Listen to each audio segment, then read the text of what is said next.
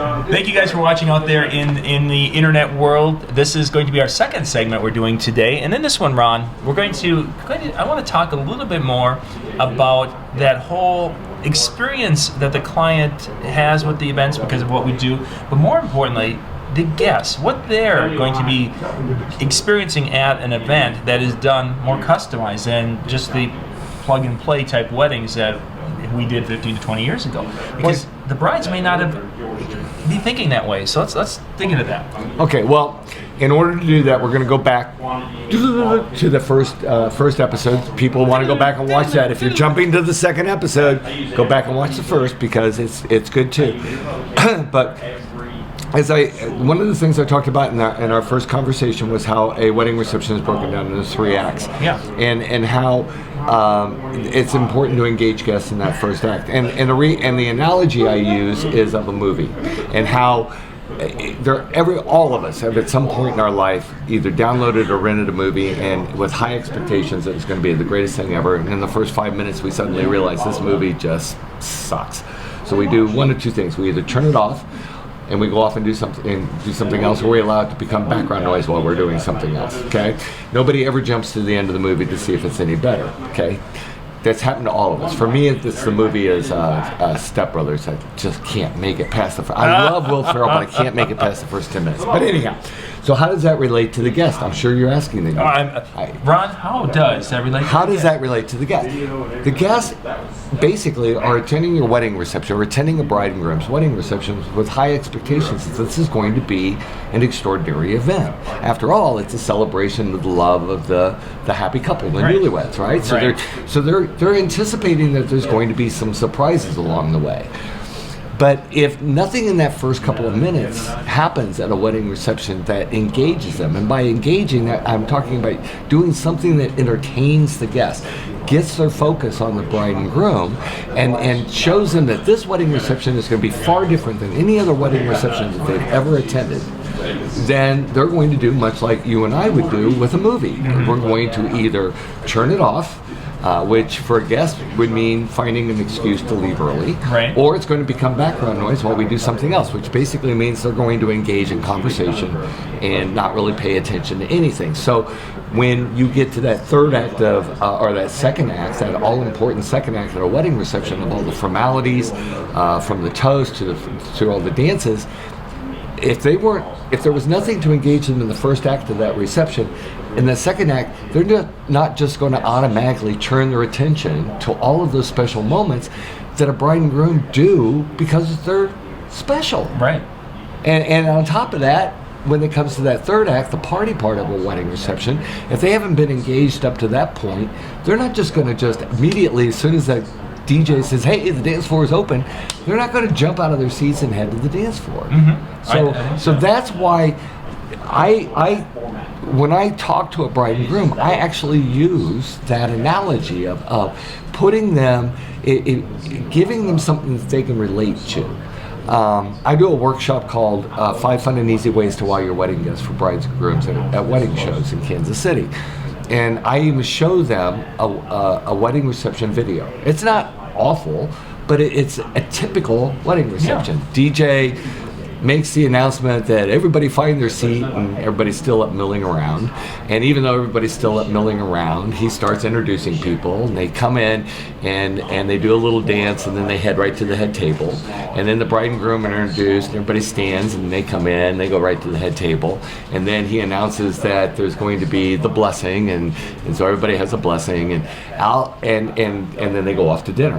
And I'll turn to the couples that are in this workshop, and I say, okay, so how many have you been to this wedding reception? Yeah, exactly. And every hand goes up in that room. Every hand. How many of you been to more than one of these wedding receptions? Yeah. And they all, they see it all the time. Mm-hmm. And if it's something that a guest is going to see, I mean, imagine watching Ishtar over and over and over. Because it is a quality. Yeah, it's a quality. It's a quality film. We actually are showing our age talking about movies from that. We made a comment to that in the first. Yeah. So, but if there's nothing, if the guest is looking at this going, they're not going to say it out loud, but in their mind, their subconscious is saying, this is the same stuff we saw last week. Exactly. You know, I'll focus when I need to focus, if I need to focus. Ask a couple, ask a bride and groom. This is a great question to ask a bride and groom during a sales consult, especially if you pride yourself on personalizing wedding receptions.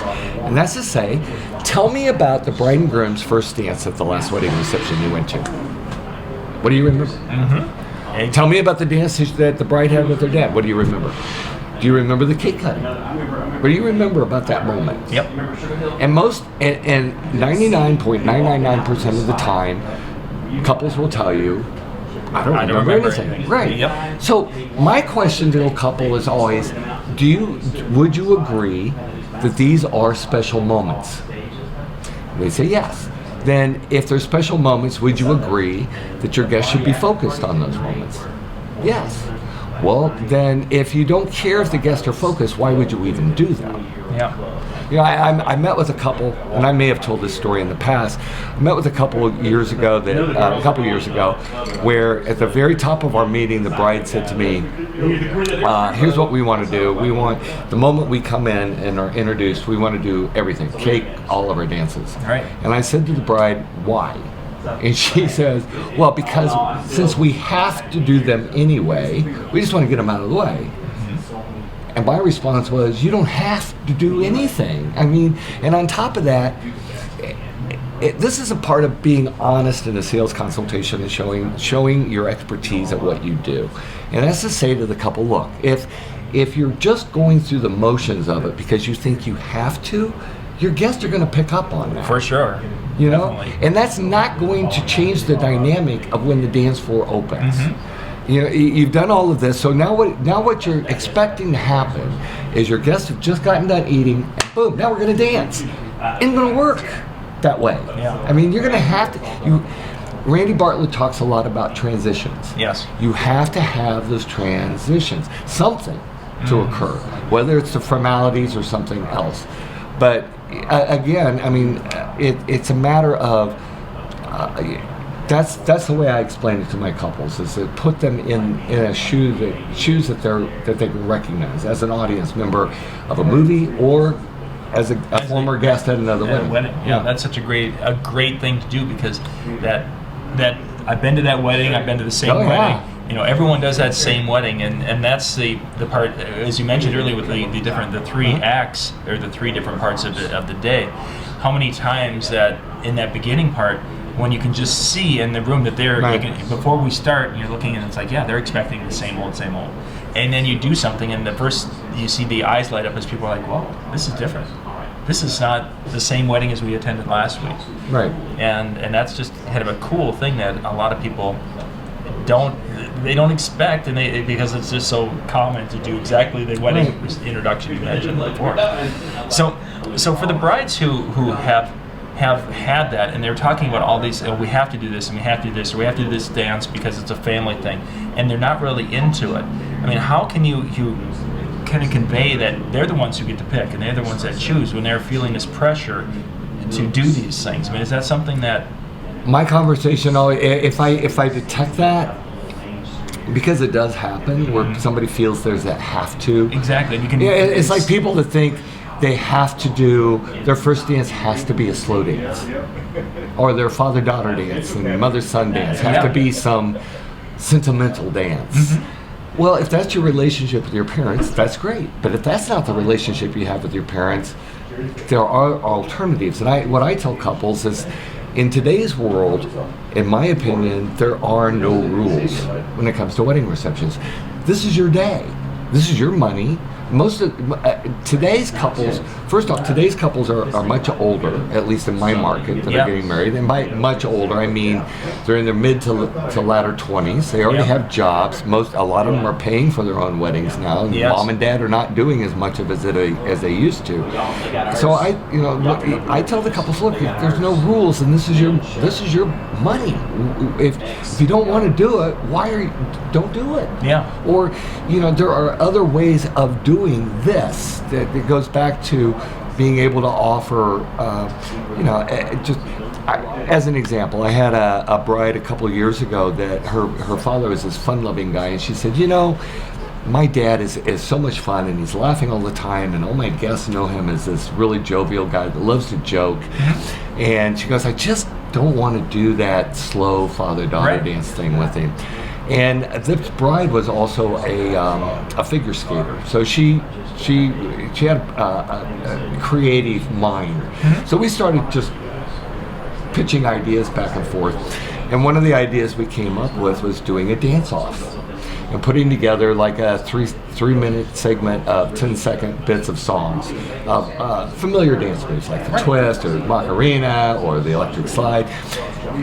But the rule was, I told her, I said, now, if you want to do this, we have to be fair if it's a dance-off, because I'm not going to tell you the order of songs, and I'm not going to tell you all the songs, and because your dad's not going to know them either. Right. So, and on top of that, if she had known, she would have had time to think through what was going to happen. Yeah. So what really happened was we had this moment on the dance floor, 3 minutes of guests just, I mean, Dad, I got to give him credit. He knew a whole lot more than I thought he would ever know as far as some of the dance moves. But you know, it was just this fun.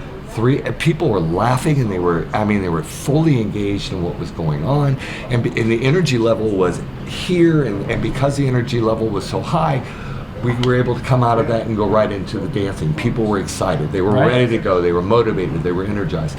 So that's just a different way of doing something. I mean, for this bride, it would have not been a reflection of her personality and style, or her dad's, to have them out there dancing to Daddy's Little Girl, or any other slow song. I Loved Her First. That's the song I was looking for. Daddy's Little Girl is an old song. Sorry. It is. It's an old song. Nobody plays that song.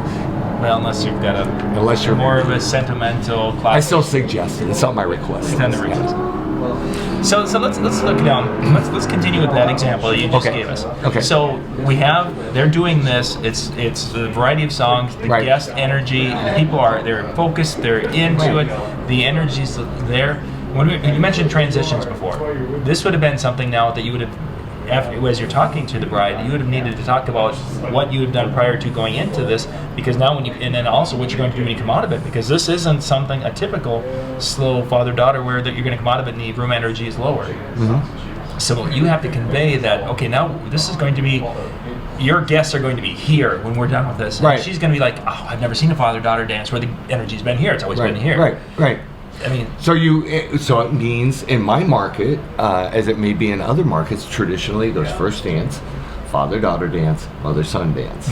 Okay, so in this case you say, okay, mother-son dance is still that one's going to be slow. So here's what we're going to do: we're just going to switch it. No rules. There's no rules here, and if you explain why you're doing it, and of course not hugely important, but in that father-daughter thing, I explained to the guests before we did it, this is a dance-off. You're the judges. And at the end of this, you get to judge who won. Oh, nice. Now, but I don't, in a situation like this, it's a tie. It's going to be a tie. Yes. Nobody walks away. Dad isn't going to be a loser, I guarantee you. Even though his daughter did better, he did really good. So it's going to end up as a tie. So now that you're done with this and you come out of it and we make it a tie, hey, now show us your dance moves. Boom. And we start out with something to get all the guests out. Right. I mean, that's just one trick of getting people. I've talked about anniversary dances, which is slow. There are any number of ways of getting people engaged in that third act, but I still think that it's imperative that focus be given to those first two acts that will engage the guests and want to make them pay attention. For sure, because that's where you're setting that setting the tone. You're setting the tone, and that's so overlooked. I think in my early days of DJing, we did that traditional introduction, and then do you remember back in the day? Never thought I'd be that old. Back in the day when background music was Kenny G.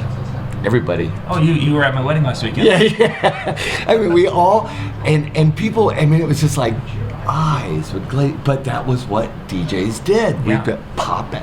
Hey, it's Kenny G. Everybody loves Kenny G. Who can get energy up from? So then the idea came about of, if you want your wedding reception to be fun, as an example, to a couple of, a bride says to me, I want it to be fun from the very beginning. Then, okay, here's some ideas for background genre to get the start that energy. Here's things that you can do during dinner to get that energy level up. If you want it to be, if a bride says to you, well, I want romantic and I want fun. Okay, at the beginning, romantic would be that genre of music. You know, I've had couples that say, well, you know, I tell a couple that if you have eclectic taste in music, something that, you know, you really enjoy, but your guests probably aren't going to recognize as well as maybe some of your younger friends, here's a great chance, and you can't dance to it, here's a great opportunity to include something that's a reflection of your personality and style. Use it as background music. You know, it again, rules have changed. Yeah. And I think anything you can do to help a couple get to where it is that they want to be, rather than just saying, you know, I was just as guilty of it many years ago as some DJs are today, of just, you go through this regular process, and unfortunately though, what you're doing is you're just doing the same wedding reception week after week after week after week, and killing the guest. You're killing the guest experience is the same. There's nothing memorable about it. Right. The couple and all those people involved, I mean, truthfully, they deserve better than that. Well, and I think that, and I think what you're doing also is you're depleting your opportunity for referrals. Very much so. Because if a guest is engaged and they're at a wedding reception, that they're seeing the same thing that they saw at another wedding reception, even if you weren't the same DJ, weren't the same DJ, they may tell you did a great job, but I don't know that they're going to be as excited to contract you unless they're contracting you on price. Yeah. Whereas when people come to me or to others who do the personalized type service, they're coming to us because they love what we did. Right. You know, it wasn't we liked what you did. We loved what you did. Yeah. You know, we want to see you do it again. And that's just, and do it for us. Now do that for us. Because that's such a unique experience that they have seen or they can experience, and you don't see that as much in the industry. And there's things, anybody can go buy that Bose sound system that you've got. Mm-hmm. Anyone can do that, but to create that guest experience, not everyone can do that. The greatest compliment I get at a wedding reception at the end of the night is from a guest that comes up and says, how long have you known this couple? Isn't that cool? You know, that's my favorite, because that tells me I've accomplished what I needed to accomplish, because it was so personal and so much of a reflection of them that they think I'm a relative or exactly. something. Yeah. And they're trying to figure out, okay, so which side are you now? Are you related to him or her? Because you've made it so personal, and you've used both sides of the family, and you've created that, and it's really cool. And they're like, so absolutely, yeah. So I think that, as I said, and that's what gets you referrals. Yeah. And it may not happen. I got an email. I mean, and this happens all the time, I imagine, for a lot of DJs. But I mean, I got an email the other day from a bride that said that did an inquiry, and I asked how you learned about me, and she said, I saw you at a wedding reception 3 years ago, and it was so much fun. Nice. And we want you to do that for us. And that's like, oh wow, that's pretty cool. I mean, it's 3 years, but I don't care. I mean, referrals are referrals. Yeah, cool, good stuff. So the moral of the story, the takeaway from this is be aware, be cognizant of the client experience, right? What the guests are going to experience, and really, well, put the client in the guest's shoes. Yeah. Remind them of what it's like to be a guest. Remind them what it's like to be an audience member. Yeah. Remind them of how they don't like to get bored. You know, if you tell the story of a wedding reception and during a sales consult, properly, then they're going to be able to visualize what it is you're talking about. Because now they say, oh yeah, you're right. I don't remember that first dance, or I don't remember this. And, well, why don't you remember that? Well, because I was doing something else. Yeah, and most of the time that's the DJ. Right. That's their. And that was their version of letting it play, like in a movie. Letting it play, become background noise while they went off and did something else. Good stuff. Good stuff. If you guys have got any questions for Ron, you can email him out at ronruth@discjockeynews.com. If you would like to learn more about the whole world of weddings and Ron and improv and all those little things that he's, you can go to page 6 of the Disc Jockey News right there. That is Ron's page. He's been there forever, and he'll be there forever. Expensive real estate. It is. You want to advertise on my page?